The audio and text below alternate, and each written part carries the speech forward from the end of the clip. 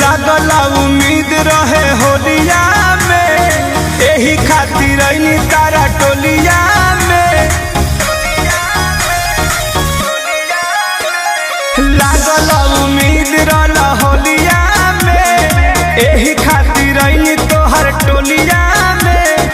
मुंड पिचकारी ना बनावता रे खीसी, ही ही ही ही हंस के देखावे लू बत्तीसी। सगरो रंगाई ले लू हम केने मिसी, सगरो रंगाई ले लू हम केने मिसी, सगरो रंगाई ले लू हम केने मिसी। सुन गाइए दे लू जा